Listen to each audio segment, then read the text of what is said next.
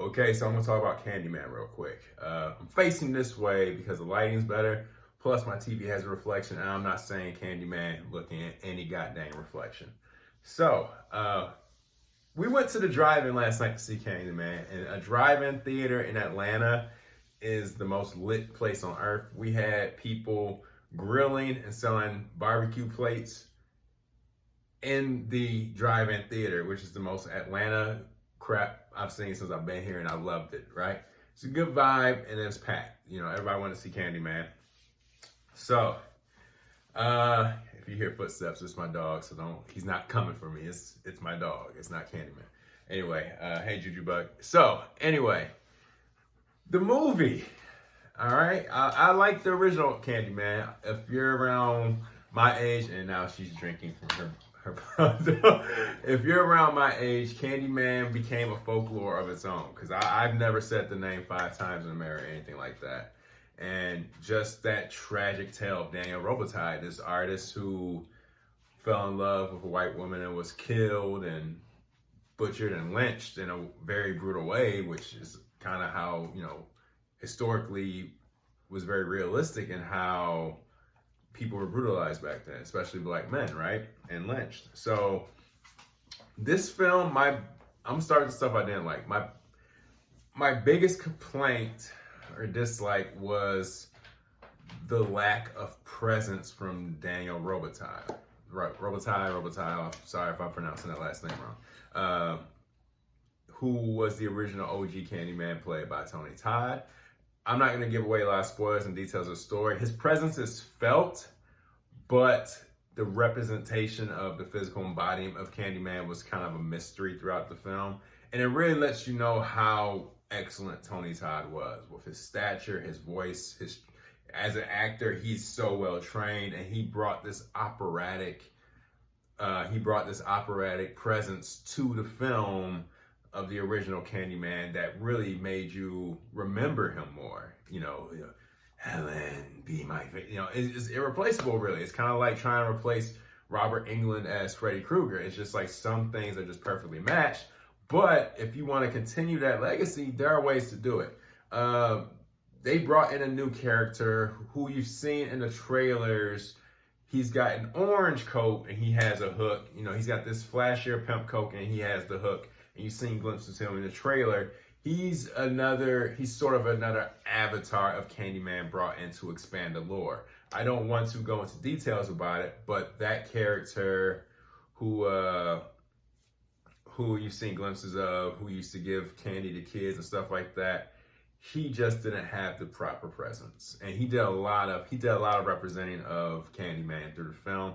He didn't even have a voice for himself, you know. And I think his origin was very cartoonish, not cartoonish, but more generic compared to the origin of Tony Todd's Candyman, who I felt was very tragic, you know, very, very tragic, versus the origin in this one. Obviously, it does play on the modern day injustices against black men with, you know, brutality and authority and stuff like that. But the way they told this new origin story for this new character, it felt very generic. And at some points, I felt like they were really trying to force something with that. As far as the kill, now those are the things I didn't like most about it. Also, toward the third act, no spoilers, but a character has a twist that feels very random as hell. You know, like, I was like, I'm gonna make this leap with y'all just so we can get some more hook killings, but like, oh, that felt like y'all need to explain that in the director's cut video or something, right? The things I did like, Nia DaCosta, her directing is phenomenal. She has a great eye. One of my biggest pet peeves with the sequels, the original sequels to Candyman, which this film disregards, it's just OG Candyman in this one. But Candyman 2 and 3 from back in the day in the 90s, they just felt really cheap. They looked really cheap. But Nia DaCosta, she brings her A game. She tells flashbacks with puppets, which are these creepy puppets, but it's also very beautiful. In the closing credits, there's no after credit scene for this film itself. But in the closing credits, they use the puppets to tell stories of real Candyman in terms of the Emmett Tills and the people who were really killed in brutal ways. And in this film, something cool they do is that And it's something else. Like they try to tie Candyman. He's no longer just the spirit of one man, but he is sort of his presence is over all injustices done against. And basically, if you're a black male, you're killed in a way that he was killed in a very injustice, brutal, modern day lynching type of way. He can, in a sense, you become part of his legacy as well. So Candyman's kind of like the Crow. I know that sounds random. He's still a scary guy. He kills people who says his name, even though they're a little inconsistent with that, because it used to be if you say his name, he just straight up comes and kills you. But now the twist is you summon him. So you summon him, most likely he's gonna kill you, but depending if he has a plan for you, it may be something different, just like in the original movies, right? There's a lot of other plot points I don't want to, I know it might seem like I'm giving away a lot, but there's a lot that actually they throw in here. I like the movie best when it's just talking straightforward, and the kills are very great. They're very creative. It was directed very well, but they also brought in certain things that were interesting that they kind of just left halfway put and rushed to the end. The movie's only like 84 minutes from beginning of story to end of story. That's not including credits, but 84 minutes. And I'm like, wow, that's fast. I kind of like movies. I like movies that tell what they need to tell. So it was kind of refreshing being in the theater for only even if it's a drive-in theater, for 90 minutes. The old school runtime length. I think movies kind of stretch themselves out. Horrors and comedies, I don't think they need to be 2 hour plus.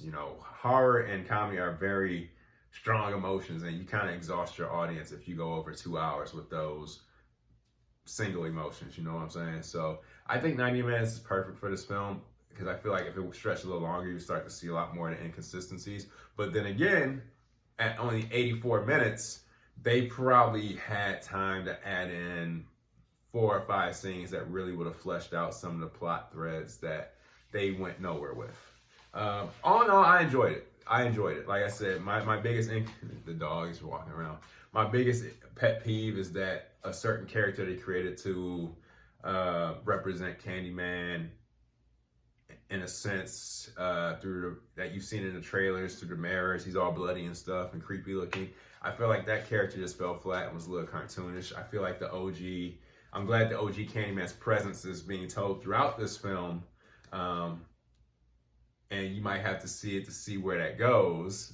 I think at the end, the last 5-6 minutes of this film is going to satisfy the OG Candyman fans, without a doubt. I'll put it that way. It gets back to its roots. But throughout the first and second act, they're bringing in so many new ideas that you're kind of like, where is this going?